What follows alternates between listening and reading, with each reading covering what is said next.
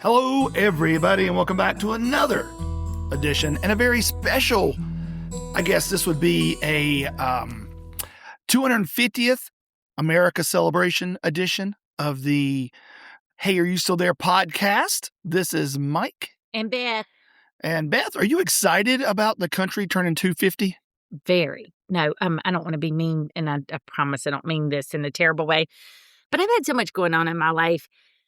If people hadn't posted some stuff like 250 this or said stuff, I wouldn't have even known. And then because of your ranting podcast, I knew. But I mean, I'm just saying, and I don't mean that. I think it's great, but I think there are just times in your own life when you're so consumed with your own stuff, it's hard to take notice. Yeah, you don't have time for somebody else's birthday party because you're too busy just trying to live life, trying to keep your own head afloat. Yes, you're being sarcastic. No, I'm serious. No, that look you're giving me. I'm You're not giving giving me you any kind of judgy look. eyes. Well, let's talk about your busy life, Beth. This is, we are a little, I guess, late posting the podcast this week, but part of that was because we recorded a travel episode. Yes. Bonus travel episode. The other part was because I wanted to kind of get closer to July 4th in case people were traveling on Friday or Saturday and they wanted to listen to our podcast.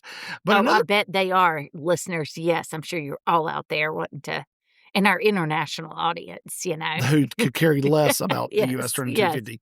There's pubs in Europe older than our country. Yeah, exactly. But the main reason is you've been busy at work. This is your first week as a Emory University employee. Yes. Has it been everything you thought it would be and more? No, I don't even know what I thought it would be. So that's been the weird thing about this is like the whole wind down from my previous job that I've been out 20 years. I wish that I could express to people the range of emotions that were felt and just how surreal and bizarre it felt at times. And then starting this new job, the same thing. So I'll be going there in person for 2 weeks. But this is, well, granted, I haven't changed jobs in 20 years. So, of course, I haven't changed a job that's partially remote in 20 years. But I had already cleaned out my office at my old job. So on Monday, even when I was looking at the camera, now granted, there are some changes because we're rearranging my desk, doing some things to kind of psychologically. Emory's letting you upgrade a little bit. They said some good stuff. Yeah, they sent some good equipment. So I'll get to that. But Atrium didn't. They were sending you like 10-year-old computers that was on Windows XP. I had like these old monitors that barely worked and was trying to scavenge to get equipment. But we're trying to, I felt like I needed some sort of break. And the reason I say that is in this virtual world, it's literally because I cleaned out my office. I'd had my goodbye lunches with everybody, which were very emotional and stuff. The last day of work, I'm just there. I'm going to meetings. You know, I end the meetings. I send some emails. I kept thinking, have I gotten everything off this computer I need? Like, you know, all my appointments for the future, my contacts. Did I download stuff I needed out of like Workday, which is like our employee record?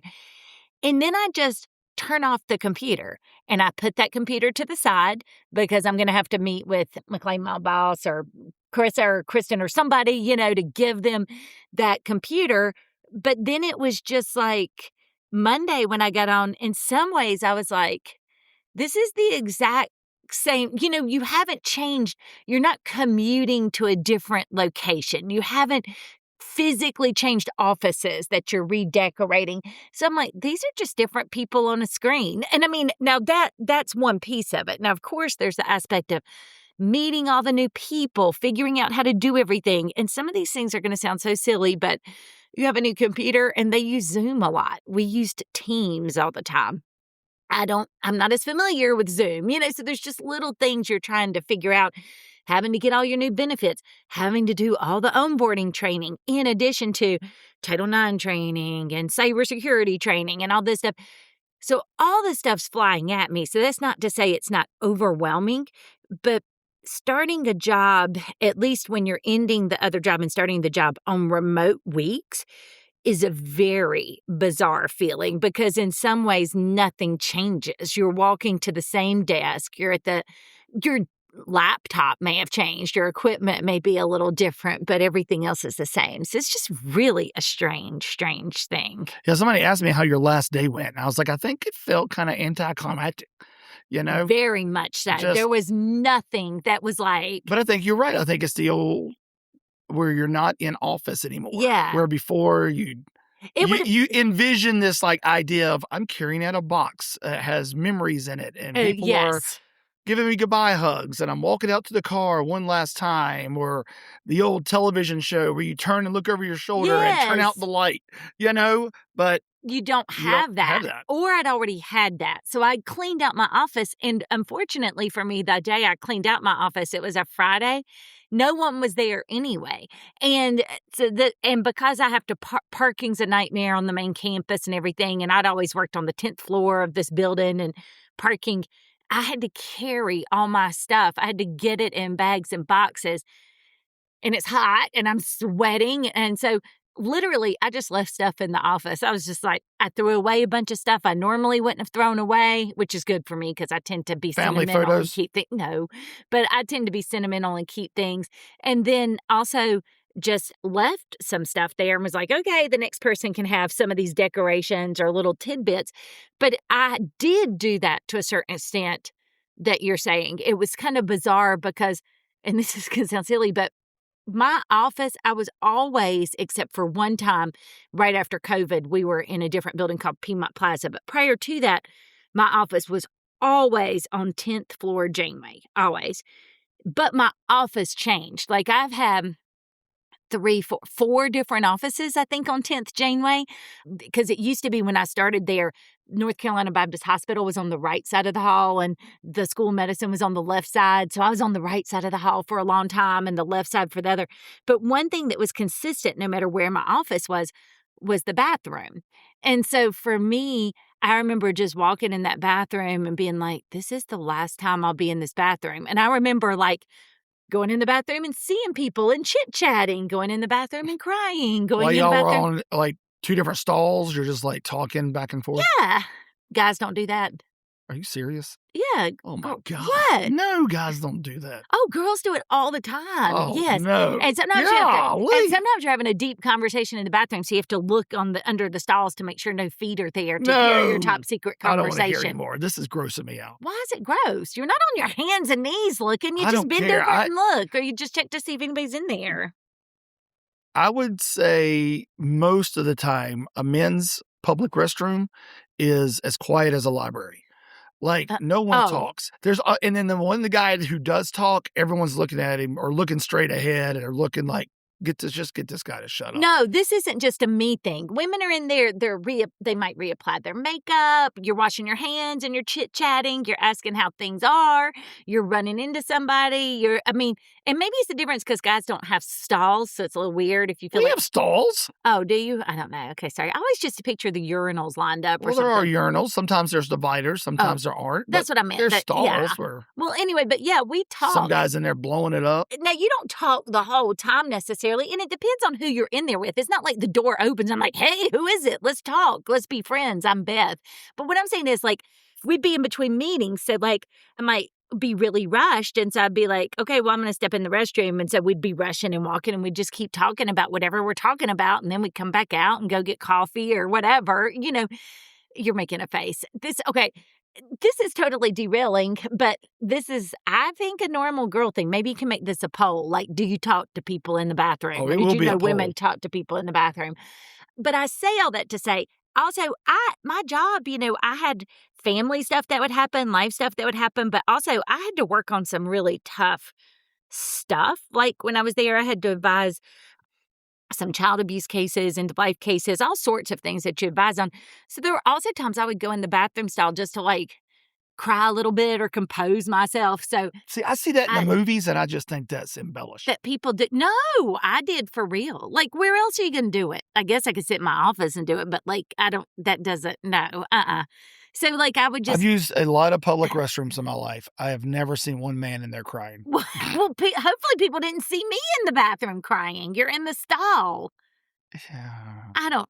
I'm just saying, it really, I think for women, it really happens because, like, I would maybe hear some really upsetting facts or about something or something like that, and I would be like, in the meeting, you remain professional, but maybe I feel like I can't carry all that emotion around all day. So then I would go and it's not like I'm weeping and like, oh, I'm not like doing that, like loud crying and snorting and stuff. I'm just saying, but like, that was the place. And I so, had to call, I don't think I told you that. I had to call our friend Laura the other week. Yeah. And ask her something. And when she answered, I was like, hey, how's it going? She was like, fine. And then she's like, sorry, I'm just having a girl moment. And immediately, before I could even catch myself, I was like, what does that mean? You're just sitting there crying? Mm-hmm. Like, that was the first thing that came to my mind when she said, I'm having a girl moment. That is so sexist. And you know what she said? Yes. Yes. Okay. She was crying. Yeah. Well, is that sexist? I mean, it's not sexist if it's like... Having a girl moment doesn't have to mean, though, it's crying. It may be processing but stronger, I was 100% intense emotion. correct. Okay, well, in that one instance, maybe next time for me, I'll be like, I'm having a girl moment, and it'll be like, I'm having anxiety, or I'm having, I want to punch my husband in the face moment. Well, and then both of those would be correct. Yeah. Okay, but back to bathrooms. So anyway, I just say all that to say, the other thing that's crazy is, well, not much ever got remodeled on our floor or anything, but the bathroom also has looked the same. You know, like nothing changes about it. And so that was or walking down the hall, I did have that moment too. The lights were already out because nobody was there. It was a Friday afternoon. You should have turned them on, then looked over your shoulder and turned them off. I know, and had like a dramatic moment and pause. Just like cameras are following me around. Yeah. Yeah, but that did walking out. And then when I had my lunches, the legal department took me out and so did the Office of Faculty Affairs for lunch. And it was just really sweet. Like, people just said some really heartfelt things because I think you forget. Like, I think I read to you something somebody wrote on LinkedIn about, like, me teaching them and inspiring them. And people wrote things about, like, just things that I'd done over the years. You just go through life and you're just doing life. You don't think about sometimes impacting people, or even, like, I think Kristen and Carissa both shared, like, the way I advocated for them to get their jobs or different stuff like that, you know, because Carissa was a law student when she came to us, and Kristen, you know, I've worked with her forever. So anyway, that stuff was just very touching to think back and be like, oh, I did do this. You know, I put myself out there to try to fight for these women or to advocate for them or to try to mentor people or stuff like that. So that part felt really nice. But then at the same time, my team's so spread out all over the United States. And, like, when I say team, the legal department, for example, or even the people I work with, there were other people that I was on calls with, and it was like they didn't even acknowledge that I was leaving. Like, it's Thursday, my last day's Friday. We have a long meeting, we talk about cases, and it was just like, bye. There's not even like a thanks for the 20 years, or I can't believe you're leaving. And I think that's why it felt so bizarre, because on one hand, I had these people, like, talking to me about this impact I'd had on them in 20 years. And that made me feel sad and bittersweet to leave, and so connected to the organization. And, like, my 20 years here mattered. You know, like, I did things. And then on the other hand, I have these other people who are kind of like, Beth who? She's leaving?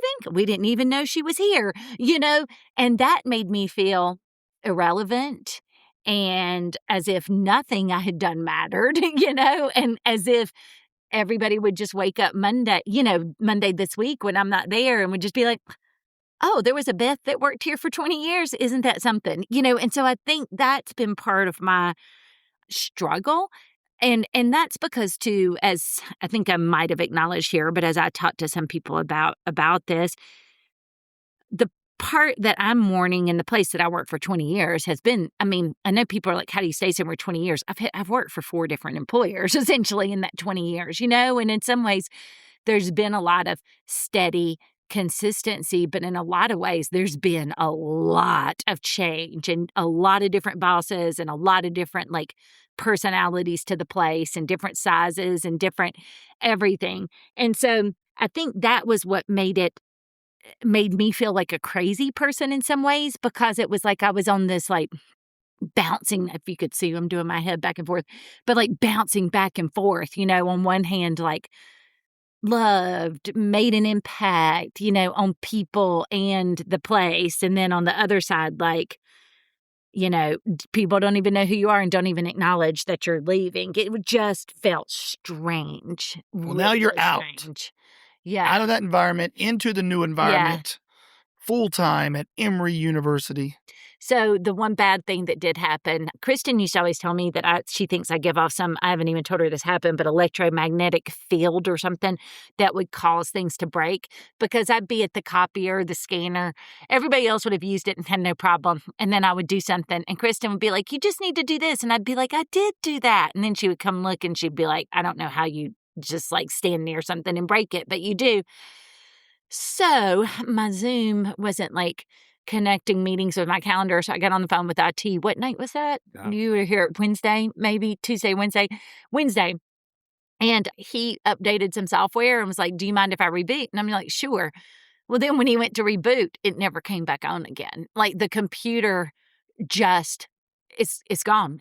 Nothing's there. So yesterday I had to use like my iPad and my personal computer and try to piece together stuff, which isn't ideal and now they're going to have to like replace the computer or send technical support out to replace the motherboard or something like that. So anyway, this is not to say my first week has not been without hiccups. It has, but some of the work I anticipate's going to be very similar. I think what's interesting is based on my skills and experience, and this job aligns really well with the skills and experience that I bring. It's not going to be knowing how to do the actual work. The challenge is going to be, it's all these little things like, okay, my new boss, does he want me to send the stuff to him and then he sends it to the people who asked? Or does he want to be copied on everything? Or does he want me to just do it? Or my coworkers, when am I supposed to involve certain of them? Who are the people I involve? That's the challenge of it. And just all these new people, because this is a role, just like my old role, where you work with a lot of different people because you're doing investigations or advising on performance management. You're doing a lot with a lot of different departments. So it's not like you meet 4 people and you've got it all covered. So that's going to be my challenge going in. But it's been good. A lot of people have asked. In some ways, it's just overwhelming. And part of it, though, it's not because Emory's been overwhelming. It's just starting a new job is overwhelming. Mm-hmm. You're having to go like, what doctors are covered under our health insurance and which health insurance plan do I want and what life insurance plan do I want and what training do I have to do? And, oh, I forgot to get a parking pass, for parking when I'm there in person. And then silly things like having to take a picture for my Emory card, which is my ID badge. I had to do it 4 times. It got rejected, because I didn't take it the right way. And so it's just, you have all these things that you have to do because you're brand new and you're doing all these things in the midst of trying to meet all of these people. Plus, they're already giving me cases and work to do and you don't know how to do anything. Like, I'm like, where are these files? Like, I don't even know where their files live, so I have to wait for somebody to show me where the files live on the system, stuff like that. So it's quite the learning curve being somewhere new, but in some ways, do you ever find yourself this week, like, just asking, hey, are you still there? Oh, all the time. I'm just like, hey, are you still there? Yeah.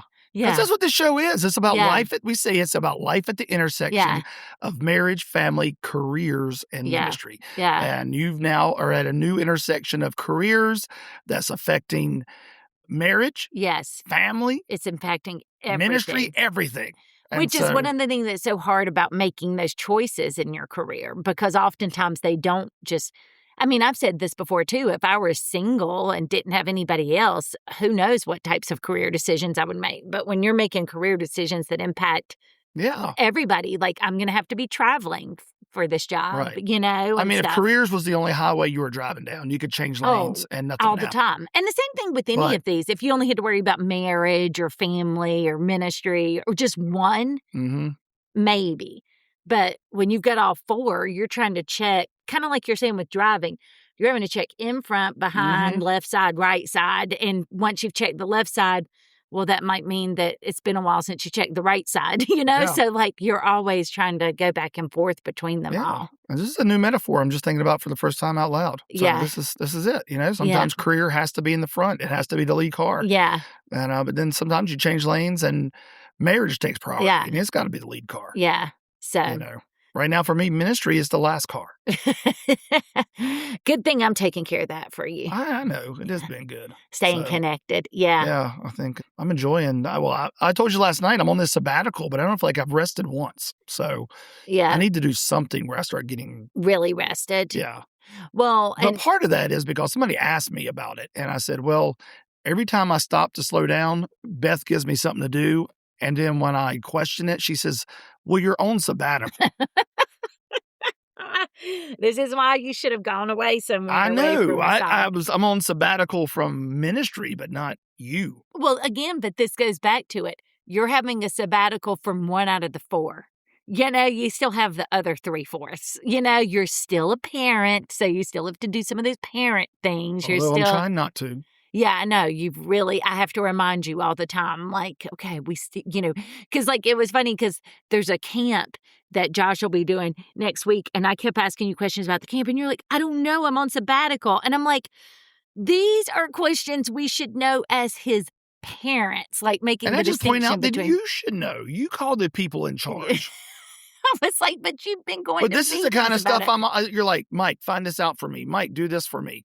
Because you're already going to the meetings to help them plan it. You're going to be participating in the camp. So I'm like, I'm at high level. I'm not down in the weeds. I don't know what time they're eating breakfast. Oh, goodness. Anyway, I'm not dealing with that kind of stuff. But that's like you saying to me, like, hey, Beth, I know you're going to be physically with Joshua, but don't ask him on my behalf. Make me call him to ask my questions. That's what I'm saying. I was just saying since you're already there for part of it. But anyway, I say all that to say, that's part of the issue, though. You're not on sabbatical from life. You're only on sabbatical from the one piece. I need to be on sabbatical from life.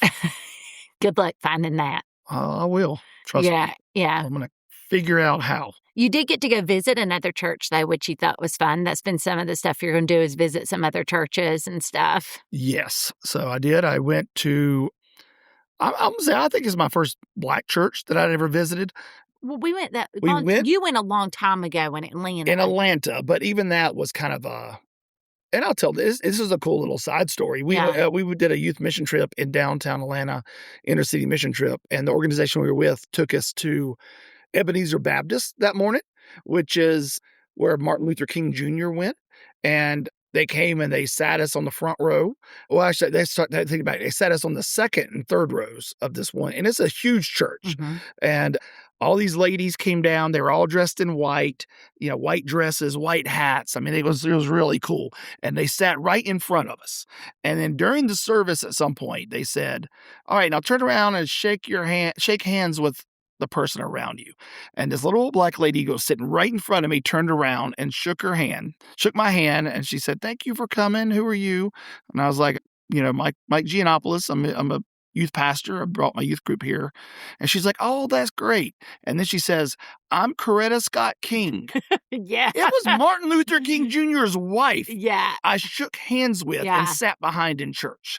That's really cool. But that was it was, yes, it was a Black church, but it felt more diverse. You know what I mean? Yeah. And it was a bigger church, and this was like, 40 people in a little small church in Kernersville, Mount Moriah Outreach Center is what they call it. And we work with them some through, they have a food pantry stuff. Massive food ministry. Yeah. That's how the pastor got connected. It's funny.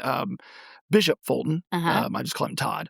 But Todd and I are kindred spirits when it comes to ministry. We're doers, We're like, if people want to talk about doing ministry, especially their pastors, it's put up or shut up. Yeah. Don't tell me what you are going to do. Right. Show me what you're going to do. You're doing. Or just go do it. You don't even need to show me. Just go do it. And so him and I get along great, and we both admit that we don't normally like pastors, but we like each other. And that's probably why you like each other. Yeah. Yeah. And so him and I will meet for breakfast occasionally, and it's always a great time. Love Bishop Fulton. Mm-hmm. And he's a little bit older than me, I'm guessing, but maybe close to my age, but maybe a few years older. So when I went on sabbatical, I made a mental list of here's maybe 3 or 4 churches I'd like to visit while I'm on sabbatical. The first chance, not really setting a date, just saying if I have a free Sunday, I want to go here. Well, I had a free Sunday this past Sunday, and this was the first church on my list. I was like, I want to go to Mount Moriah. I want to go surprise Todd. And so I walk as I park, I'm going in, and there's a white police officer outside the front door in like dress clothes, but has his gun, has his badge. And I'm like, goodness, like what? Like they really. You're thinking their security is really one-upping us on our security. Yeah. So I go in, I go have a seat, I sit down, and then people start coming over. They start coming over, greeting me, which is really nice. But all of them are like, now, why are you here? I don't know what they thought, but it was like I was the only white person inside the building at that point. And they were just like, so why are you here? Who'd you come with? And every time I was like, I'm a friend of Bishop Fulton's. I thought I was surprising this morning. And more than one said, oh, he'll be surprised. I was like, all right. So when Todd came in, he saw me and came right up, gave me a big hug. And I was sitting probably 7 rows back from the front. He's like, oh, you can't sit here. You got to come sit on the front row with the other pastors. So he took me and I sat on the front row between 2 other pastors.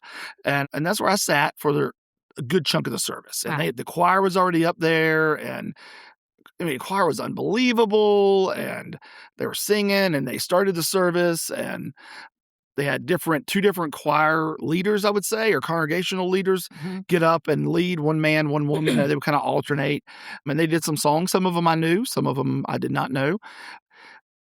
And so when they finished the music portion, the choir's getting down, and Todd has been seated. Bishop Fulton's been seated in a chair up on the stage, like looking at the congregation. It's like a seat of honor. And as he gets up, he motions for me to get up on stage. I'm like, what in the world? And then he motions and he points at his chair. And so I get up there and he's like, I want you to sit right here. Oh, boy. So I had to sit on stage staring at the congregation the entire time he preached. Like, that is not what I wanted. I just wanted, I already didn't appear like this is where I belong, and now I'm sitting there. And on the stage, and Todd does an amazing message, great preacher. And when he finishes, he's stepping off and a guy's getting up to do offering. And Todd walks over to sit down next to me and he says, all right, when we finish with offering, why don't you get up and talk for about 5 minutes? And you're like, I was like, what? Like, I have no prepared remarks. I just wanted to come here. Yeah. So then I had to get up and talk for 5 minutes, which was totally unplanned. But you got to talk about re-3. Yeah. So I complimented the church. I complimented them on their reputation around town, which was all honest and sincere. But churches like to hear that. I know people want to hear. We recognize. Just like I just said about my work. Like you're in this community, this church is. Yeah. And not that you're not doing it for a pat on the back, but I think as human beings, and you're not even doing it for affirmation, but as human beings, especially doing that kind of work, like the work of the Hope Center or the work that they're doing with giving out food and stuff. I know that sometimes you get discouraged and you're like, is anything that we're doing mattering? Because you don't always get not only do you not get a thank you, you don't ever get to necessarily see, even our Christmas gift mart, people come get the gifts. I don't see the kids open the gifts. I don't see the kids play with the gifts, So I think people, you want to feel like what you're doing matters. Right. Yeah. Yeah. And you're not doing it to be seen. Right. But you want, I think, it's like inside, an infusion of energy. Yeah. Because for me, if I were okay, I'm worn out and I'm tired, do I even keep doing this? Well, you might talk yourself out of it. You have those negative voices that are nothing you're doing matters, or it didn't make an impact or whatever. But if you have somebody come that sincerely is telling you, what you're doing matters. I see it, you know, like not, and it doesn't even have to be anybody important. Just we see it. It matters. That can be that infusion of like encouragement or energy people need to keep going. Yeah. Yeah. And it was, I came home and I told you, I was like, it was the most fun church service I've been to in years. Because they had a lot of energy. Yes. And I'm not, and we have a nice church service at Reed 3 Church. Yeah. It's fine. You know, it's really good. Tim and Faith and Laura, they all do a great job. But there was just a different energy level here. Yeah. And it was so different culturally than I'm used to. Right.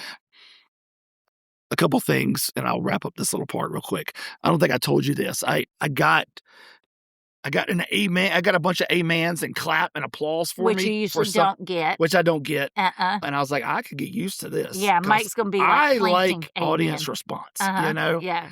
And as long as it's not ridiculous response or critical response. Right. Yeah.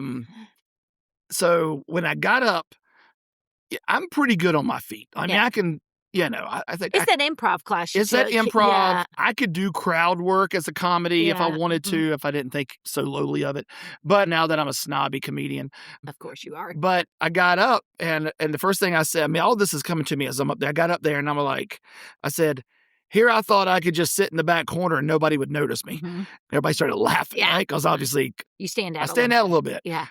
And I was like, Bishop Fulton wasn't having none of that. I was like, he took me from the back row to the front row, and everybody started laughing. And then I said, isn't that what Jesus does? Jesus takes us from the back row to the front row. And they erupted. They're like, oh, preach it. Amen. Preach it. And I'm like, that was a good line. Yeah. Like, Jesus takes us from the back row to the front row. If this were part of your comedy stand-up bit, you'd be telling me to sit down everything and pay attention because you had a new bit. Yeah, so, yeah. Absolutely. But no, it was really good. It was like, I was like, all right, I got him now. And then I could talk. It was really good. I mean, it was flawless 5 minutes. I mean, I can talk. That's fine. The other thing that, as an introvert, 2 things that killed me. One was at the very end of service, Bishop Fulton gets up and he's like, all right, if you're a visitor here today, and I was expecting just like, thanks for coming. Yeah. Because that's what we would do. Yeah. But he was like, stand up. Give us your name and tell us why you're here. What brought you here? Yeah. And I was like, oh, there's no way I would stand up. And sure enough, this guy stood up. He's like, I'm so-and-so. I'm here with my wife. We were invited by so-and-so, and it's been a wonderful service. And I thought, this is a cultural thing, you know, like they don't mind calling each other out or doing this kind of thing. Like they create this open environment where this is expected. Well, it's a cultural thing. And also, though, like we've talked about, too, I do think we've talked about somehow the church can take on partially the personality of the leader or the leaders. And I think you wouldn't do that because that makes you that would make you uncomfortable. So you're not going to ask other people. For Todd, he sounds more extroverted and things. So that, and culturally, he's used to that. So that doesn't make him uncomfortable. So he would do it. Yeah. And I think that's another interesting thing we pick up when we. Now, one thing I did like in Todd's sermon is he did a whole lot of turn to your neighbor and say. Yeah. And so, you know, he was talking about whatever. He was be like, turn to your neighbor and say, you ain't all that. Yeah.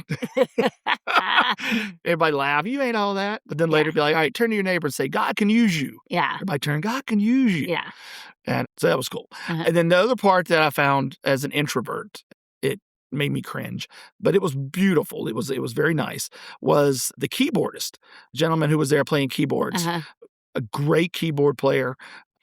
At the very end, Todd was going over some things, announcements or whatnot. And he turned, he's like, it's great to have brother so-and-so back today.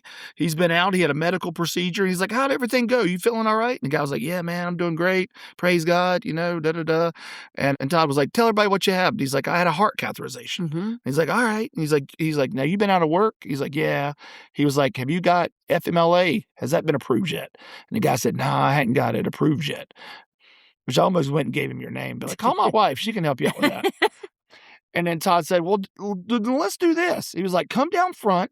And he had the guy come down front. He's like, grab an offering bucket. He grabbed an offering bucket. He's like, you stand right here in front. He was like, somebody break out in a song. He was like, and I want y'all to come down and bless brother so-and-so and give him some money. And somebody just started singing in the congregation and people got out and they came and dropped $1, Mhm. $20, whatever, like into this bucket for this man. And this man has to sit there and just hold it. Yeah. Like that takes great humility. That would be the hard part, would be the standing there and the holding it, to your point. But that's a lesson in life too. Sometimes you got to ask for help and accept help. Yeah. Yeah. And you tell Todd, this wasn't planned. He just was like, he felt led to by do the it. Spirit. Let's do this. Let's bless this guy, and we're going to bless him. And I don't care if he feels embarrassed. He's going to do it. And the guy didn't seem embarrassed. Yeah. The guy seemed very, very thankful and moved. But it was really cool. So the funny part, on my way out, the other white guy, the cop, stopped me. And he said, "Hey, thanks for being here today." He was like, "Don't ever come back." And I was like, "Okay." And he's like, "I've worked hard to be the token white guy here. I don't need you taking my space," which was pretty funny. But I thought it was cool how he ended up there. Yeah, so then he told me his story is he started out, he's a detective for the sheriff's department. But he would come there and just help direct traffic and do some things as a volunteer to help with, because they do their food giveaway as a drive-through. So they have like 300 cars that come through and they load the food into the cars and people keep on going. And then he started volunteering, actually handing out the food. And he just fell in love with the people and started going to church there. Which is really cool. He goes to church there every Sunday. He dresses like he does, like he's going to work. I mean, he's dressed in his suit, gun, badge, and obviously he is a greeter / security. Yeah. But it was really cool that this guy came and was like, I love what they're doing. I love Bishop Fulton. This is where I want to come to church.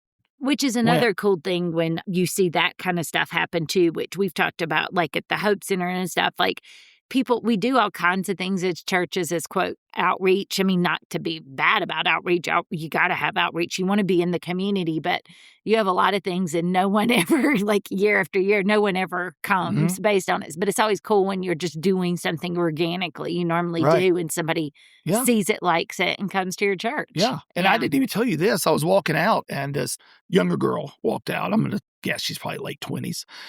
And she was like, "Tell me about your food pantry." And I was telling her. And she was like, "My sorority is really active. We're service-based." And she named the sorority and their colors and stuff.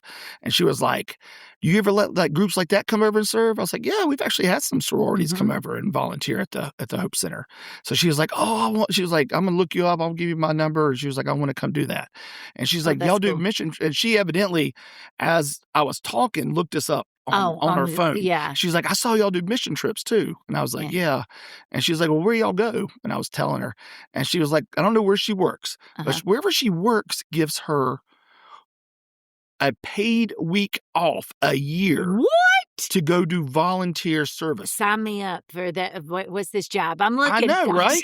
And so she was like, "I get a week off to do this kind of stuff."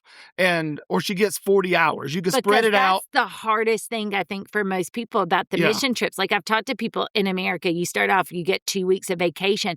It's hard to say, I'm going to use a week of my vacation. And probably what it is they give her 5 days. Yes. Here's 5 service days so you can use a space year. it out and volunteer at a school one day or whatever. Or once a quarter, whatever you want to do. Which then, when you think about it that way, it doesn't sound. Right. But if she can use them all at one time, which it sounded like, she was like, "I want to go on one of your mission trips." I was like, "Come on, that'd be great."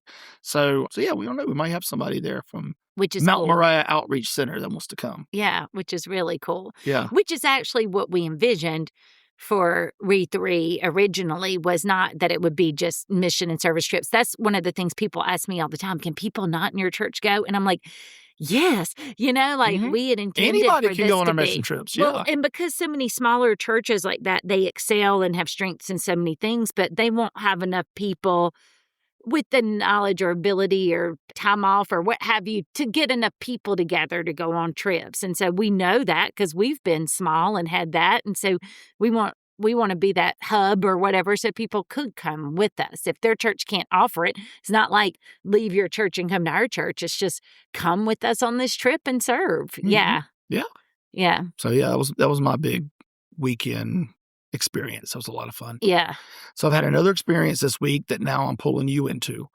That is a new amazing TV show. Oh my gosh. Okay. Yeah. Widow's Bay. Yeah. If you're not watching Widow's Bay, you got to watch it. It's on Apple TV. I didn't want to be mean, but the way you described it, I was not interested in it. I don't know why. Just I was like, you made it sound scary which made me think that then if that was something, if I watched it alone, I'd be afraid to go to sleep. It's not that scary. It is It's better to watch creepy. at night. Yeah, it's creepy, though.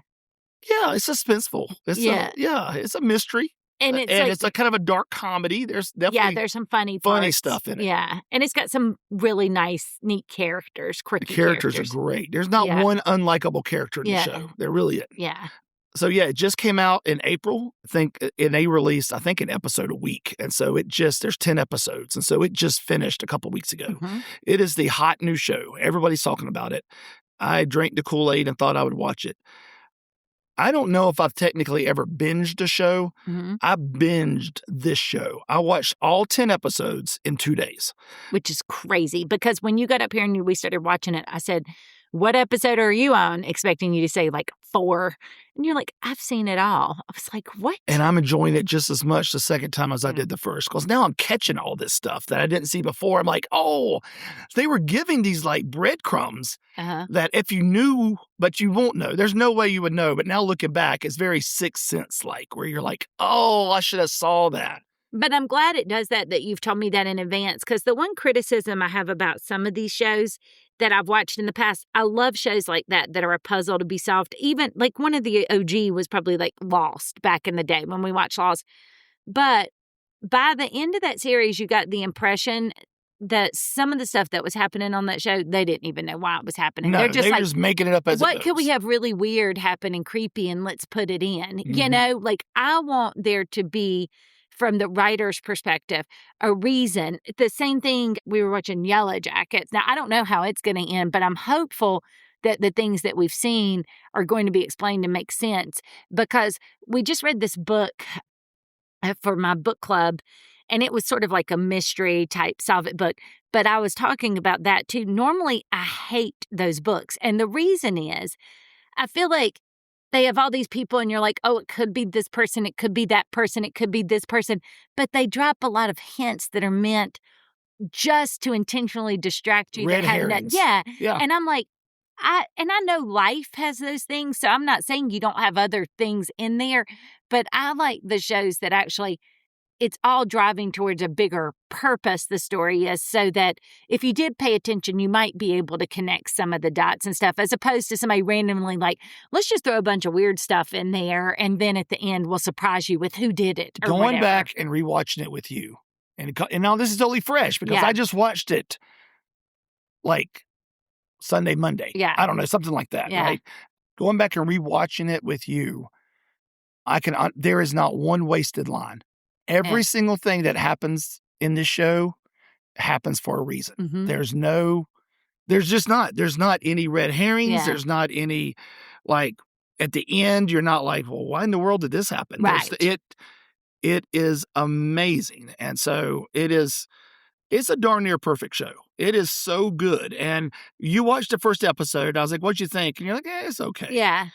And now what do you think? Now I want to keep watching it. I can see why somebody would binge watch it, because each episode it ends and you're like, okay, I really want to know what happens, or I really want this explained. Yeah. Yeah. So it's really good. So I don't think I told you this. The girl who developed that show, like her name's like Katie Leopold or something like that.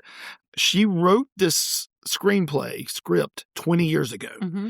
And she wrote it to submit to Parks and Rec, the TV show, to apply for a writer's job.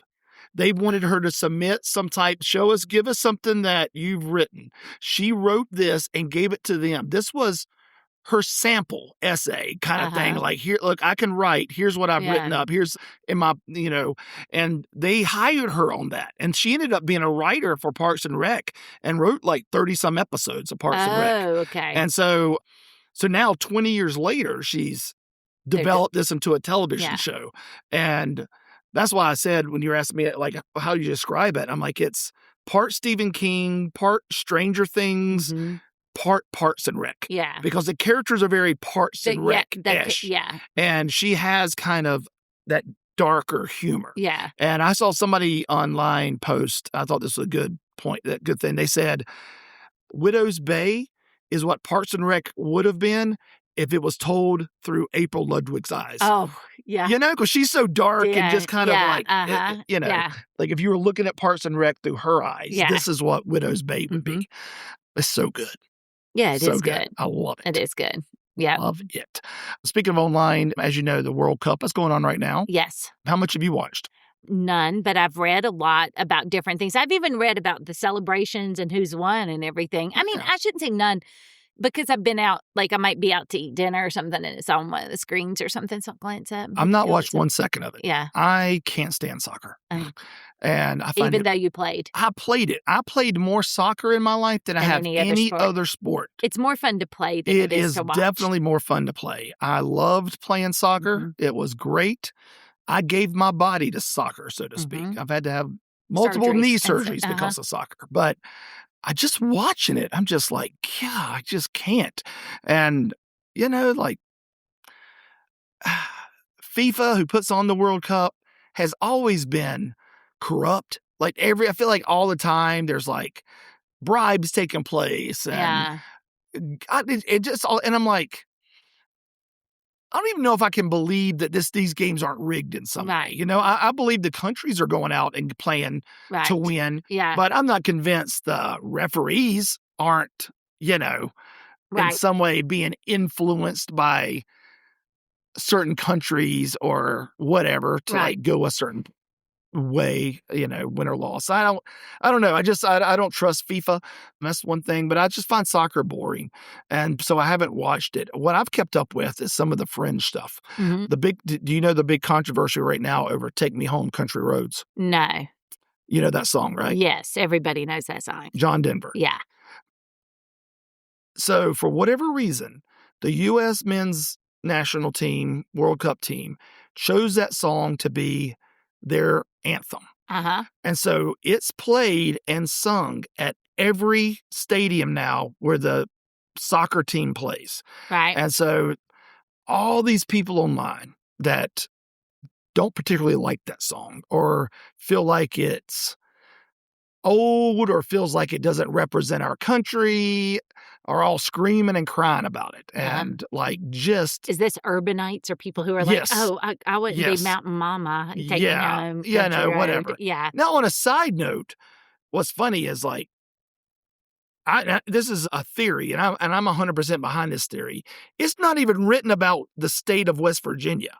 You know, it's West Virginia. I'm trying to think through the lyrics. Why would it not? West Virginia, Mountain Mama, take me home. Yeah. Why? It's just, is he just driving through West Virginia? No, it's everything John Denver describes in that song. None of it is in the state of West Virginia. Right. It's in Western Virginia. Oh. So when you drive through and you can't sing a song saying Western Virginia. Yeah.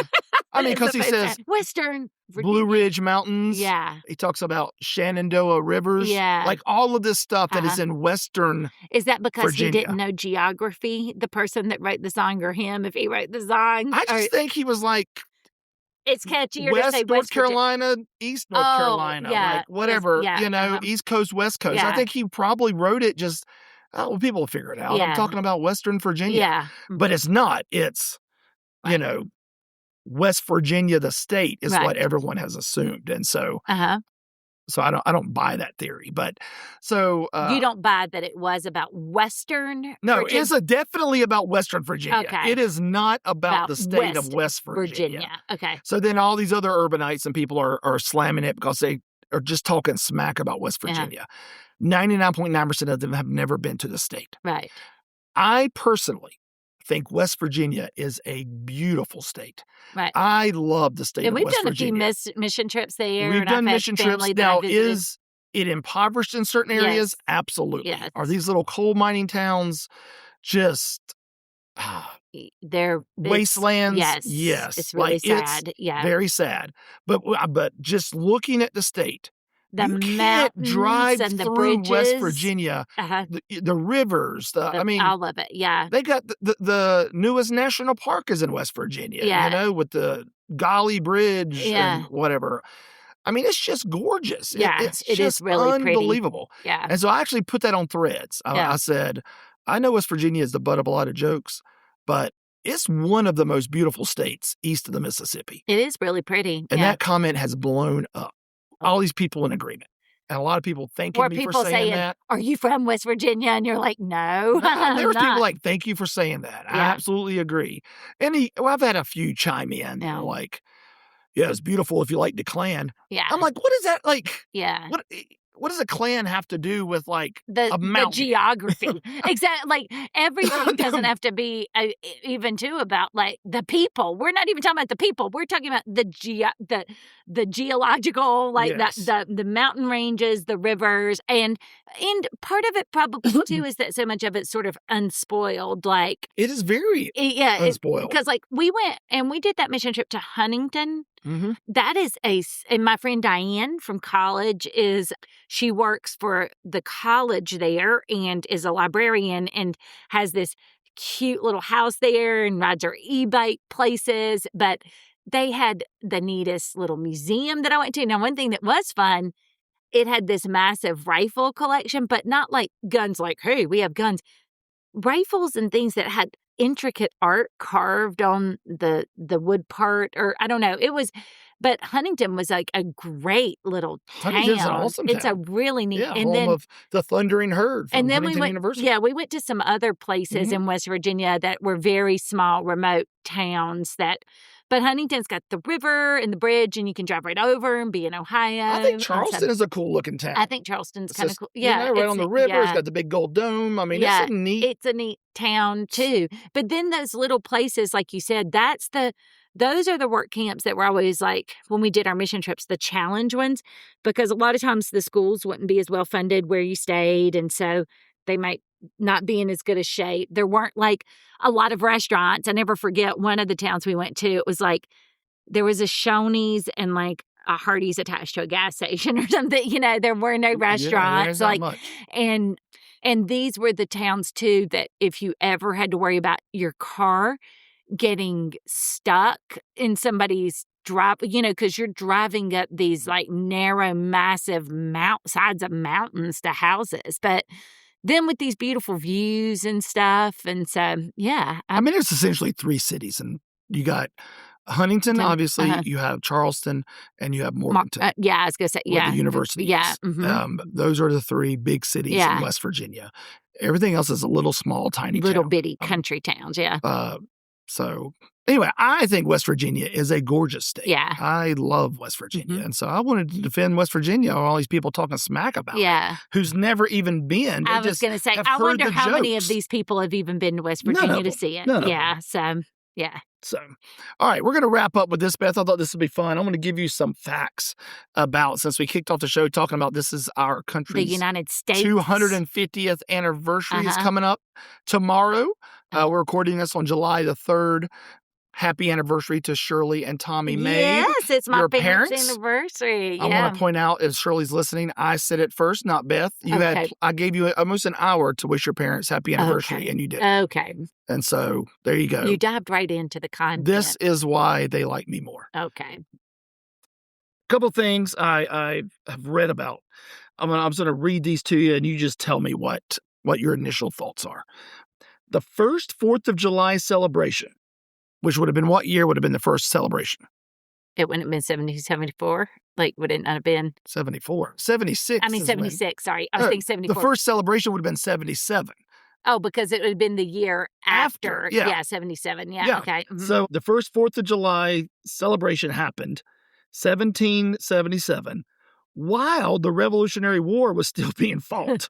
Which is kind of crazy. It says Americans celebrated Independence Day in 1777, even though Britain had not surrendered and the outcome of the war was still very uncertain. Well, that's one of those things where it's like, we're just going to That's a baller move. We're going to live this into existence. Yes. We're just going to act like it's happened. Absolutely. Yes, That is name it and claim it. Yeah, we are free. We don't care what you say. Yeah. I never knew that. It's like it's halftime at the football game or something, and you're losing, and you're like, oh, when we win at the end, where are we going to eat? Right. Go ahead and get our champagne ready in the locker room. Yeah, exactly. We got this. Yeah. The Declaration wasn't actually signed on July 4th. Oh, well. It marks the adoption of the Declaration of Independence, but most delegates did not sign it until August 2nd. Which is the other weird thing, because we don't think about how much people had to travel, because you got to travel to get the news to people that they got to come sign it, and then you got to get the people there to sign it. Yeah. So, August 2nd is when most people signed it. It's not even like though now it was where we could adopted just July send 4th. an electronic document for everybody's e-signature in real time or something. Yeah. So we've had 47 U.S. presidents. 47 in 250 years. That comes out to a little over 5 years per president is what it boils down to, like 5.3. Right. This is kind of crazy. I thought this was a weird stat. There have been 3 U.S. presidents that died on July 4th. Really? Isn't that wild? Out of 47, 3 of them have died on the 4th of July. Yeah, that is kind of crazy. 2 of them died on the same day. That's weird. John Adams and Thomas Jefferson both died July 4th, 1826, the 50th anniversary I was going to of the say, 4th of that's July. not just the 4th of July. That's crazy. Yeah. And then James Monroe died on July 4th, 1831. So, yeah, we've had 3 presidents out of 47 die on the 4th of July. That's kind of crazy. We've had 1 president born on the 4th of July.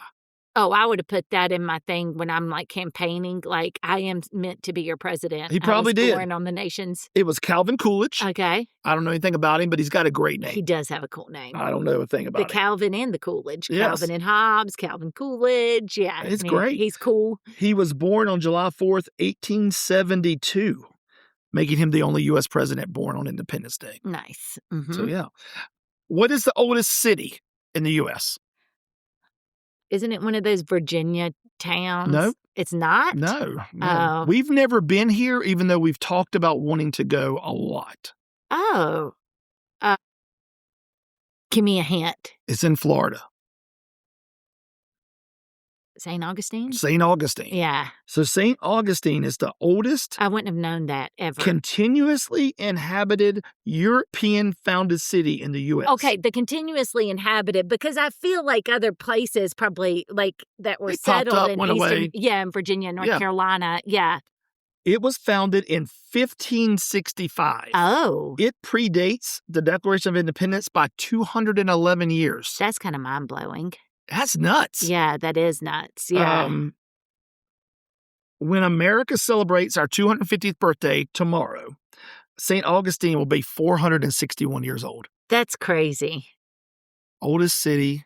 That's in really America. crazy. Yeah. St. Augustine, Florida. Do you know the youngest major city in the U.S.? The youngest? What would be considered a major city today? No, I don't know. How about Miami? Oh. Miami, Florida was incorporated in 1896. Oh, I thought it'd been around a lot. That's not that old. No, that's not that old at all. That's literally like 127 years old. That's not that old is at all. Miami. Yeah. It's making it one of the youngest American major cities. How weird that they're both in Florida, too. Well, and I bring that up here in a second. I'll go ahead and say it. So you got America's oldest city and America's youngest major city are less than 300 miles apart. That's weird. That's really weird. Yeah. So Miami is so young. It's younger than the telephone. Okay. It's younger than the light bulb. Uh-huh. And it's younger than Coca-Cola. Wow. That is crazy. Miami. At the time Miami was incorporated, the U.S. was already 120 years old. So, there you go.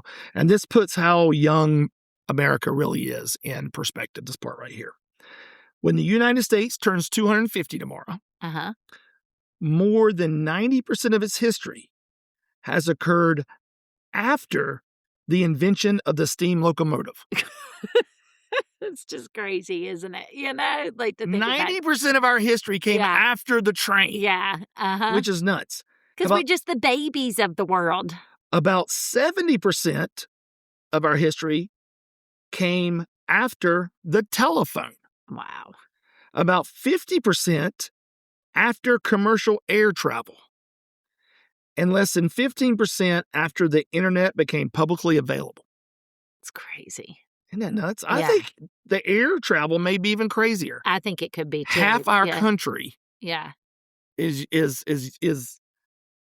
occurred after the plane, the commercial airlines. Well, it's kind of like we talked about too, like when you go to Europe and stuff, like we have really old stuff here, like if we were archaeologists, or like you can go find the dinosaur bones and stuff out west in the national parks, and like we've got all this natural stuff that's very old that you can't go find a Grand Canyon in Europe or something, but like we just don't have civilization.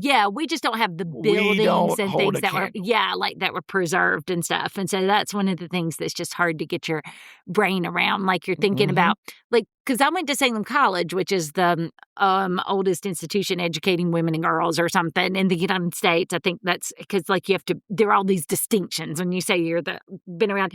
And I remember being on that historic campus from the 1700s and you're like, it's all so old. But like, yeah, the oldest of our old as far as like buildings or things like that just aren't that old, But if you want to go look, like I said, for dinosaur bones or like see mountain ranges that over time have been around forever and, erosion and different things have whittled them down. We've got that in the U.S. We just don't have the old structures, the really old churches and buildings and stuff because we're still so young. Mm-hmm. Yeah. Yeah. It's really crazy. So our country is young. Yeah. So. Yeah.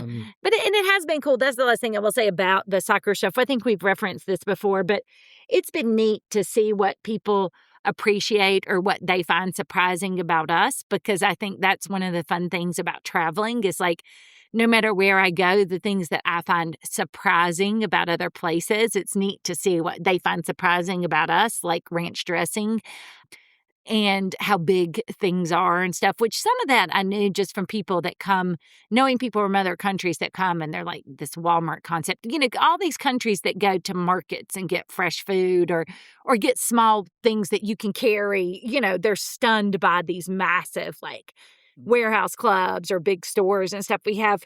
But the ranch dressing, I don't know why I never thought about how surprising that would be. And I think also hearing people comment about how inexpensive a lot of things are, I think we take that for granted too because it feels so expensive to us, But I guess really if you do step back and compare it to the rest of the world, like some of our stuff is like really inexpensive by comparison. And I've just loved people that met people here and like fallen in love with them or realized that they're not the stereotype they see on TV. Mm-hmm. The one thing that is a little distressing about this whole thing though, and I guess this is where they spent the most time. But I did see something that was like the nicest American cities ranked by the people who came. And it was like Boston, New York. And I'm like, what? Well, I mean, to be fair, I think when it's all said and done, there's going to be 11 U.S. cities that host a World Cup game. Right. And they're all obviously big major cities. From Seattle to Miami, Atlanta, Boston, Philadelphia, New York. And so that's where they're all going. But I just want to be like, but if you think people in New York are nice, that's like, I don't know, that's like the sweet and low version of sugar or something. Yeah. You got to come like down south to get the real, if you think that's nice, like...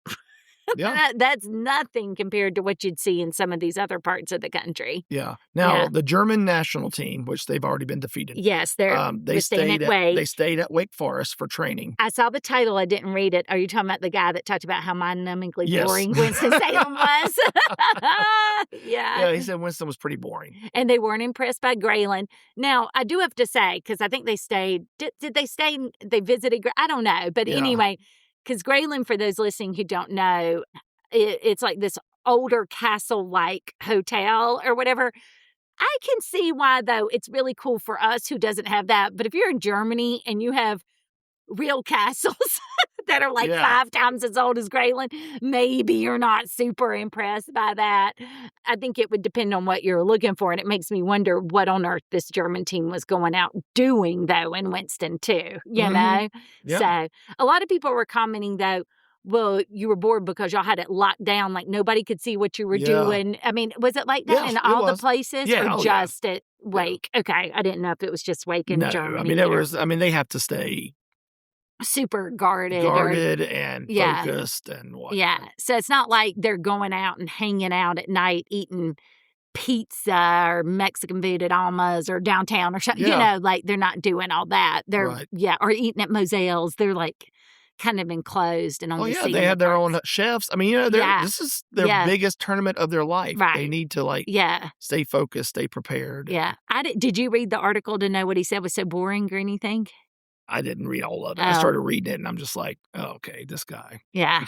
And who knows? It might have been taken out of context, too, or he may have just been running his mouth, But also, as an aside, that's a reason people don't live in Winston that are young and single. I mean, there's more young and single and more stuff going on, but it's not like the most happening place in the world for young single people or something. Yeah. So it also depends on what you're looking for. So I could see that as well. Yeah.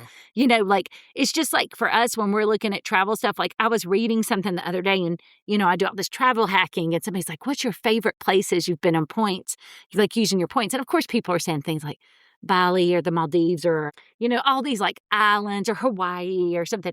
And then one lady's on there and she said Atlanta.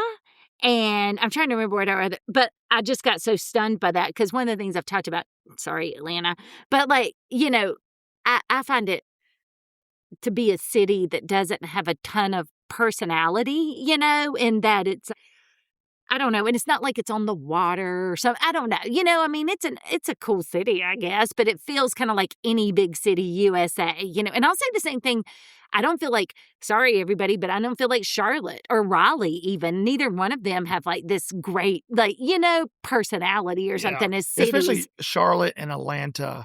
Charlotte they're more so so than Raleigh. Full of transplants people that it's just it's a mutt. It doesn't have the history that some of these other cities have. Yes, exactly. It doesn't have all the, I don't know. So anyway, I say all that to say, I almost wanted to be like to that woman, like, are you joking with us right now?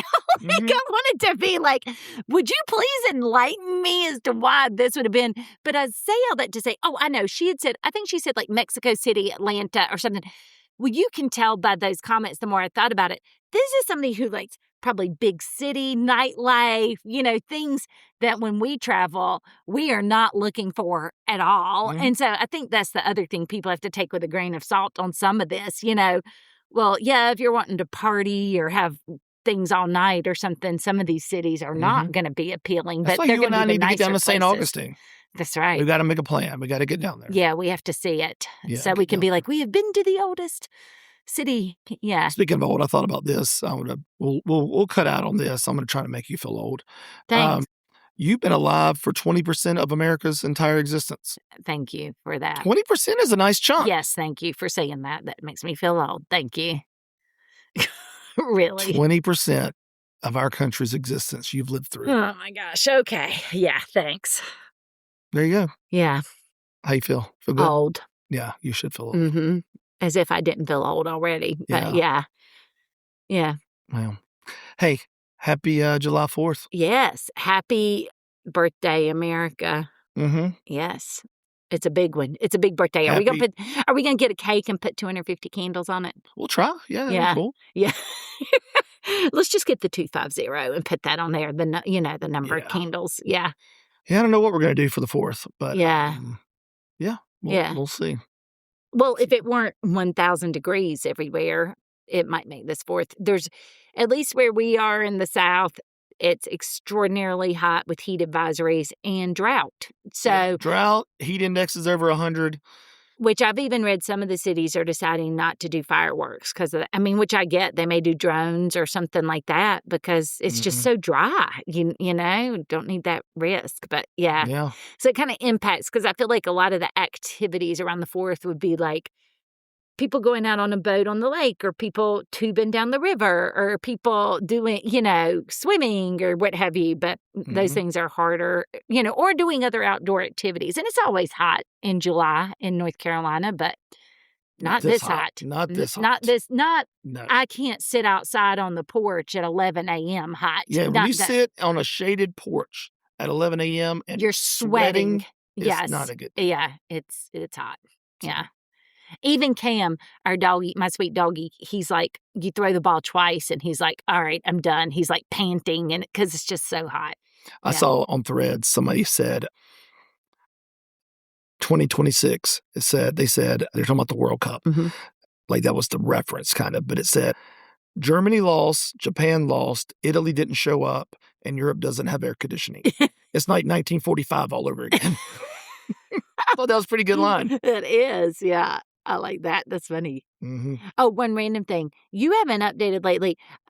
Did people listen to the travel ones? Do they like those? Anybody listen to our last travel podcast? I hadn't even looked. Oh, okay. So I posted it on, there's 2 large Budapest Facebook groups.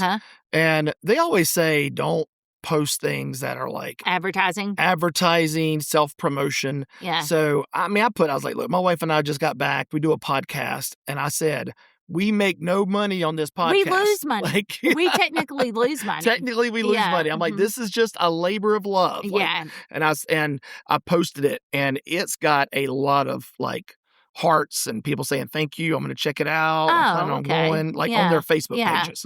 So yeah, people are aware of it. Yeah. So I think it'll be fine. I just didn't know, because sometimes I've heard, like, it's interesting, our listeners, like some of the people have given feedback, they're like, oh, I just skipped those. Yeah, our loyal listeners don't care about they don't like travel those stuff. But we get, I feel like some of our most listened to are the travel ones, right? Yeah. I mean, which is so interesting. Mm-hmm. Yeah. So I think over the next few days, we'll do our second travel one. Yeah. Is that when we're doing Český Krumlov?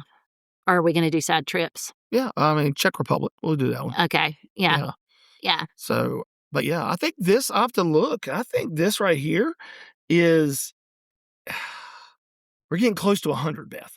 I think this is like episode 97. Then we need to get a birthday cake with 100 candles for that too. Yeah. If people would like to send us $100 to celebrate our 100th episode, we won't turn that down. There we go. Yes. Because when people are like, too, how do you lose money on a podcast? I don't know what this thing we talking to costs, but we do pay for like that Buzzsprout.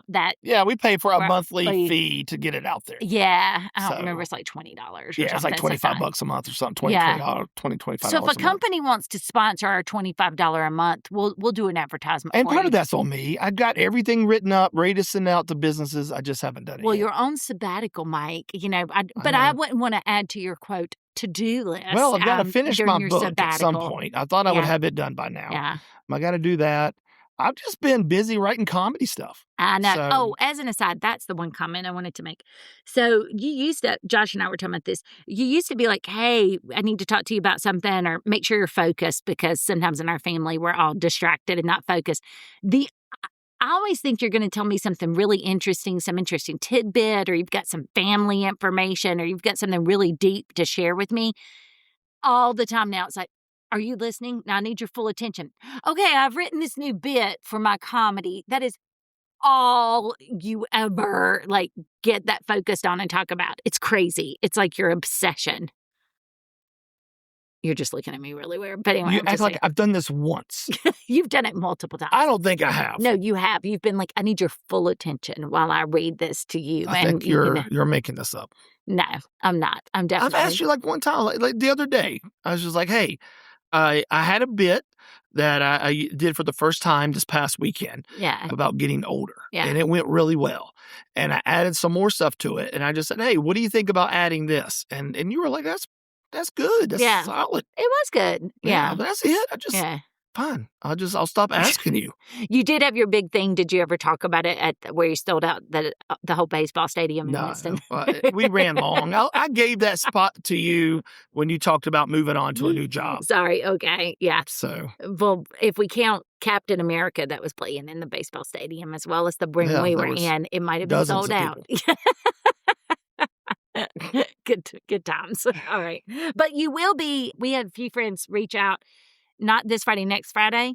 You'll be in your next competition. July the 10th, Idiot Box, 8 o'clock p.m. Yeah, come round vote. 3 of the Ultimate Comic Challenge. Now, we can't say what the other people will be like, but I will say this. All the comedy is getting, as it should be, but getting better. Like, not, all the people that you're hearing and stuff. So I do feel like coming to these later rounds would be fun for people, because you'll probably get to hear 10 to 12, and they're all short. So 10. There's 30 comics left out of 90 some. And I'm one of the 30. Nice. And they're doing a show on Friday night and 2 on Saturday night. And each one will have 10 comics. So I don't know how many will move on. I'm going to guess 4, if I had to guess, 4 from each show, which would then put 12 in the semifinals. Well, and the cool thing is because it is time limited and they stay firm to that time limit. If you don't like somebody, you're only listening to them for like 5 minutes, but then you get to hear a lot of different types of comedy and stuff too. So it's been fun. Yeah. So I've got my bit down. I think I know what I'm going to do. I've timed it out. It comes in right where I need to be, and I think it's good stuff. And so we'll see. Hopefully, it's top 4. We'd love to see you there. Yeah. Anyway, this has been Mike and Beth, and this has been another episode of Hey, Are You Still There?